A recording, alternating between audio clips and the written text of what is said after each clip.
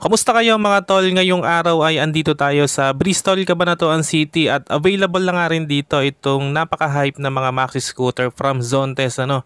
So available na rin dito itong Zontes 400e. So talagang napakaangas mga tol ng bagong maxi scooter nito no. So itong nasa harapan natin ngayon mga tol ay yung Zontes 400e nga no. So medyo malaki siya no, bulky itong maxi scooter na to. So 400cc to kaya legal sa expressway. So ano nga bang meron dito sa bagong maxi scooter na to? So yan ang alamin natin dito sa video na to. Kaya kung hindi ka pa nakasubscribe, abay mag-subscribe ka na at pindutin mo na rin yung notification bell para updated ka lagi sa mga video na i-upload natin. So sigurado akong papatok ito sa masa dahil bukod sa mga specs and features na ino-offer nito, so mamaya yan ang pag-uusapan natin ano. So bukod nga doon talagang napaka-affordable nito kung i-compare natin sa mga kompetensya niya. So pagdating nga mga tol sa presyo, ang cash price nito ay 368,800 pesos. Pero syempre naka-promo yan ngayon ano. So bali yung introductory price niya ay 338,800 pesos. So first impression nga natin dito mga tol, talagang nung nakita ko to talagang gandang-ganda ako dito, napaka-forma at talagang andun yung pagka-elegante ng looks niya. So kitang-kita talaga yung pagka-premium looks niya. At syempre dahil maxi scooter na 400cc talagang bulky o bruskong-brusko talaga yung tindigan niya. Pero syempre andun yung pagka-elegante niya. So maraming kanto yung fairings niya pero napanatili pa rin talaga yung pagka-elegant looks niya. So pagdating naman sa decals niya, so hindi naman siya ganun kadami no. Kaya isa rin yun sa nagpa-premium ng looks dito sa Zontes 400e. So mula nga dito mga tol sa front end, mapapansin agad natin dito yung napakalaking windshield niya no. Tapos meron siyang butas diyan sa gitna para hindi naman masyadong dragging yung hangin diyan mismo sa wind visor niya. Pero syempre talaga nakatulong pa rin yan o nakaganda dun sa aerodynamics niya. So dahil yan hindi ka mabubugbog sa hangin lalo na kung nasa expressway ka. And syempre mga tol, electronically adjustable na rin itong wind visor niya no, itong windshield. So meron siyang dalawang level, mas mababa and yung mas mataas. So depende na yan sa preference niyo. Pagdating naman dito sa part na to mga tol, talagang napaka-stylish nung fairings niya dito no, o yung design no. Meron siyang parang mga gills dito, tapos dun sa loob meron siyang kulay na metallic blue. So napakatingkad ng kulay niya. So talagang nagbigay rin to ng unique design dito sa front end. Dito naman sa side profile niya, dito pa rin sa bandang unahan ano. So talagang napaka-sharp din ng design niya dito and meron lang siyang decals dito na line. And meron din siyang parang mga gills dito na may paint na metallic blue sa loob. So talagang very unique yung design niya dito. Pagdating dito sa mid part niya o sa middle part, meron naman siyang decals dito na Zontes 400e. So yan yung pinaka brand niya no. So simple lang yung font style na ginamit dito. So hindi siya ganun kaarte yung design ano. Kaya talagang bumagay doon sa overall looks niya. And dito naman sa part na to sa bandang likod na no. So meron lang siyang decals dito na mga line. So mula dyan hanggang dito sa pinaka tail light niya.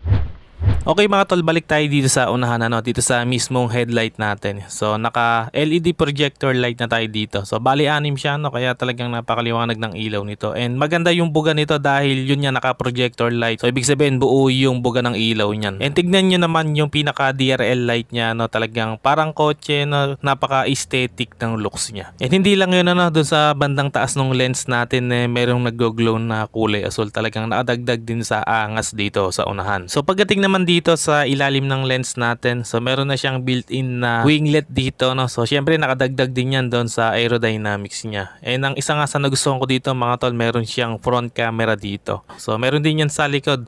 Bali front and rear camera and talagang napakasulit dahil bawat biyahe mo ay mare-record mo. Pagdating naman sa front fender natin, two-tone yung kulay niya and very sporty ng design, tapos meron siyang decals dito ng ABS. So yun nga, equipped din ito ng anti-lock brake system. Pagdating sa front suspension, naka-telescopic fork tayo dito. And pagdating sa brakes, naka-disc brake tayo dito with dual piston caliper by J1. So talagang magandang klase rin itong braking system nito dahil Brembo rin ang may gawa nitong J1. Sa wheels naman niya mga tol, so meron siyang color na metallic blue ano. So talagang napaka-stylish din. And para sa front tire natin, naka CST brand siya na may sukat na 120/70 rim 15. Syempre naka tubeless na rin yan. Sa taillight naman niya mga tol, talagang kitang-kita ka dito no, napakalaki ng taillight niya, naka split design siya and talagang napaka-futuristic din ang datingan. At syempre LED na rin ang ginamit dito. And dito naman nakapwesto yung rear camera niya, tapos sa ilalim niya ay meron siyang reflector for added visibility. And syempre meron tayong ilaw dito para sa plaka. And pagdating naman sa suspension dito sa likod, syempre naka dual shock absorber siya dito. Then meron siyang tire hugger. And sa rear brakes naman natin, naka disc brake din tayo dito with single piston caliper. Syempre equipped din ito ng anti-lock brake system. And also, meron na nga rin pala itong TCS or traction control system. And pagdating naman sa sukat ng gulong natin dito sa likod, so meron itong sukat na 140/70 rim 14. Syempre, naka-tubeless na rin yan. Pagdating naman dito mga tol sa muffler natin, so nagbigay ng compliment doon sa overall body looks niya, no, talagang napaka-astig din and napaka-aesthetic ng datingan. And doon mismo sa pinaka heat guard natin, yung plastic niya ay rough yung texture niya, no. Then dito nga ay kulay black, tapos yung finish naman ng paint natin dito is parang matte silver, no. Dumako naman tayo mga tol sa meter panel niya. So naka TFT display na tayo dito and talagang napakaganda, napaka-aesthetic ng design niya. So para siyang tablet, ano, malaki siya. And marami siyang function, meron siyang Bluetooth connectivity, may screen mirroring. So talaga napakarami mong pwedeng gawin dito. And syempre makikita mo rin dito yung front and rear camera, no, kapag nagre-record. Tapos meron siyang navigation and ayan, talagang napakaangas ng animation niya, no. And yung isa sa nagustuhan ko dito mga tol, ano, yung interface niya, pwede kang mamili ng view mo dito sa meter panel. So meron siyang adventure, meron siyang city. So iba-iba yung design niya, no. And ito nga yung navigation niya, no. So kailangan lang natin i-connect dun sa smartphone. So dahil meron na siyang navigation dito, hindi mo na siya kailangan lagyan ng phone holder, no. Kasi kadalasan yun lang yung kailangan natin kapag nagkakabit tayo ng phone holder. So ayun mga tol, yung itsura ng cockpit natin, ano. Tapos dun sa mismong handlebar niya, so metal yung ginamit dito, so wala siyang plastic cover. Then pagdating naman sa mga button natin dito sa kanan, so marami siyang pindutan dito, no. So meron tayong engine kill switch and meron siyang eco button or mode selection switch, ano. So yun nga pala mga tol, meron siyang sport mode at eco mode. And switch ng headlight, electric push start. And itong red is yung pinaka on and off niya, no. So wala siyang susiyan, bali nakakilis na nga rin pala to. Basta activated na siya, pindutin mo lang itong red button, then pwede mo nang i-start yung engine. So ito nga ang kakaiba dito mga tol, ano. So hindi siya yung common na remote na nakikita natin sa mga keyless na motor. So ito pwede nating isuot sa kamay natin. So pwede siyang bracelet, ano, para siyang smartwatch. Then sa tabi niya, meron tayong fuel cover opener at yung seat opener niya. So electronic function siya mga tol.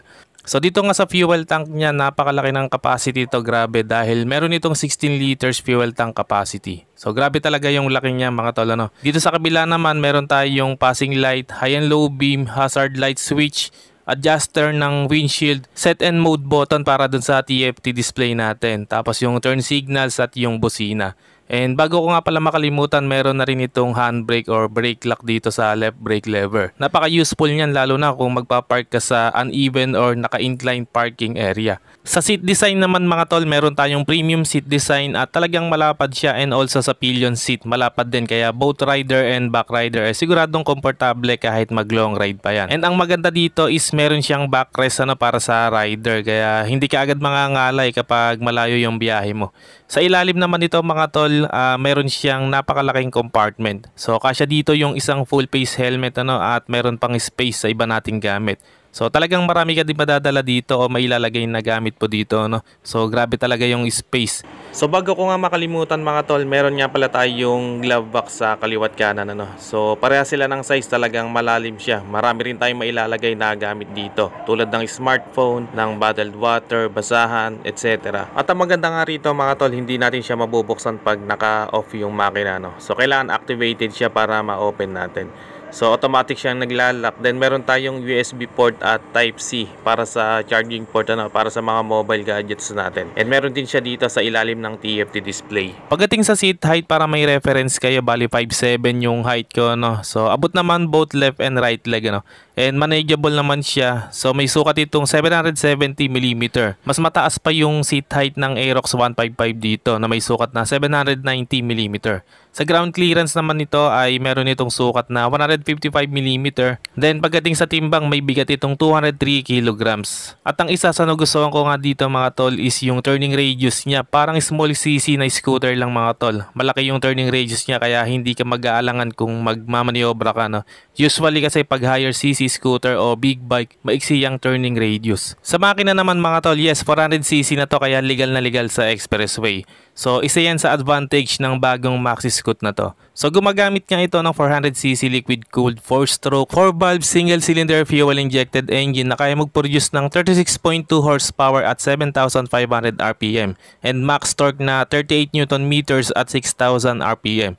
And sa top speed nito, based sa mga napapanood ko, kaya nitong umabot hanggang 160 km/h. Pero syempre, di naman natin kailangan dito yung laging speed, no? Masarap to, chill ride lang.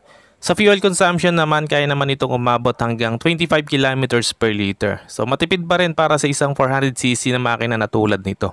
Okay mga tol, yan ang feature natin for today's video, ang Zontes 400e. Ano sa tingin nyo mga tol, eto na ba ang pinakasulit na Maxi Scoot in town? Comment nyo lang dyan sa comment section. So dito nga pala yan available sa Bristol, Cabanatuan City. Kaya sa mga interesado dyan kung taga Nueva Ecija kayo, so call or text lang kayo dito sa number ko. So hanggang dito na lang muna mga tol kung umabot kayo sa part ng video na to. At kung hindi ka pa nakapag-subscribe, wag na mag-atubili pang mag-subscribe at i-on mo na rin yung notification bell para updated ka lagi sa mga i-upload natin na video.